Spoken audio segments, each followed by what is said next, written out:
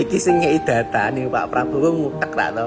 Ada penggilingan padi ya kan. Omset untung per bulan 2 triliun. 2 triliun per bulan. Ngerti ra ya? Daripada jadi presiden ya, daripada jadi polisi atau yang lain-lain Pak, ataupun pengusaha ataupun menteri, mending jadi penggilingan padi wae. Wes usaha kui kerja kui. Karena omset resik per bulan 2 triliun rak main-main loh. Tapi kok mereka kok memang nek bener ki omsetnya 2 triliun, tapi kok rak sugih ya. Coba komen ya kan, yang kerjanya penggilingan padi atau yang punya usaha penggilingan padi, omset kalian per bulan berapa sih? Apa bener yang disampaikan dengan Pak Prabowo 2 triliun bersih untung? Banyak penasihat saya, Pak, Bapak nggak boleh Pak bicara tanpa teks. Paling aman baca aja Pak. Nggak mungkin ada kata-kata yang keliru di situ. Di luar teks kadang-kadang ya kan. Nggak, hari ini saya sopan. Hari ini sopan. Pidato yang sudah disiapkan mau dibacakan. Jangankan kalian, aku pun bisa tidur di podium ini. Jadi udah jelas sih, penasehatnya aja kagak didengerin. Apalagi kalian, hey rakyat plus 62. Udah full komplit nih. Dapat wapres cuman bisa main Tamiya, ya kan, kagak pernah baca buku. Presidennya anti kritik, dikasih solusi, dibilangnya dimusuhin. Yah, kocak. Aduh. Dia untuk ngebaca yang udah ditulis sama asistennya, sama ajudan aja dia males ya kan. Malah diledekin gitu. Saya harus baca nih, segini banyaknya. Nih lama-lama saya juga tidur nih. Lah, mereka kan nulis itu, ajudannya nulis itu, di riset ada datanya ya kan. Enak gitu, biar bapak ini ngomong gak blunder terus. Lah, malah diledek. Kocak, gila. Ini wartawan juga menurut gue udah mulai bakal berubah nih. Awalnya kan gak ada tuh demo-demo kemarin. Siapa yang menyiarkan media massa? Nggak ada kan? Kita taunya malah dari sosial media. Nah setelah ini gue yakin nih, kebobrokan pemerintah udah langsung aja disiarkan gitu. MBG, Kopdes, udah ngapain lagi didemin lagi. Lu aja cuman dianggap londo ireng, boy. TNI Polri resmi diperbantukan dalam pengawasan pemungutan pajak. Ini kebijakan terbaru yang dituangkan dalam surat edaran tahun 2026 dari pemerintah. Bagaimana menurut Anda? Tidak dapat disangkal, tentu kehadiran anggota TNI dan Polri untuk mengawasi aktivitas ekonomi Anda dalam rangka pengawasan pajak itu bisa menjadi efek gentar.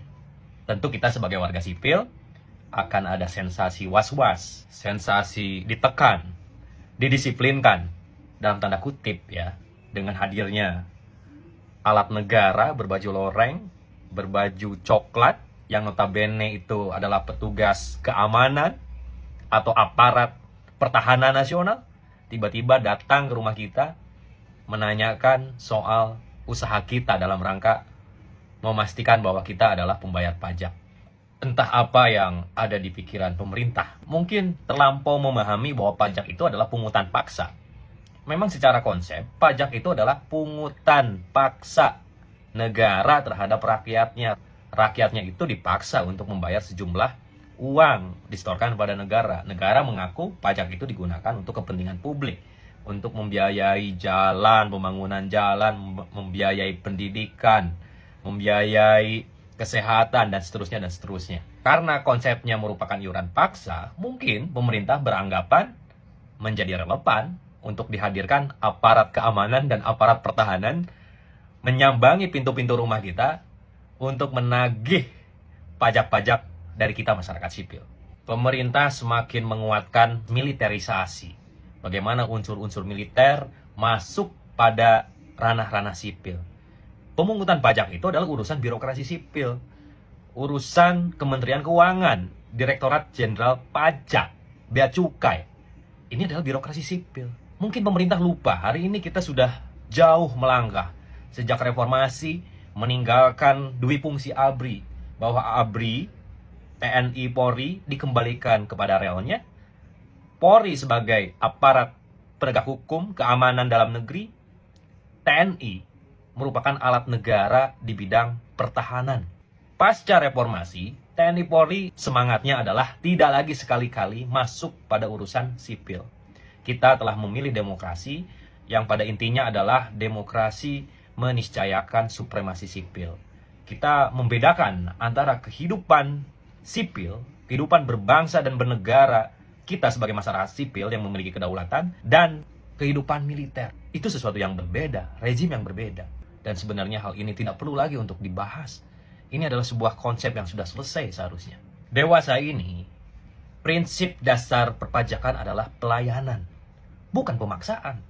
Pelayanan yang mendorong kesadaran warga untuk membayar pajak, bukan dengan menambah anasir-anasir militeristik, seolah-olah negara ingin menakut-nakuti warganya. Kepada para wakil rakyat, mohon awasi rencana kebijakan pemerintah ini. Batalkan, cegah.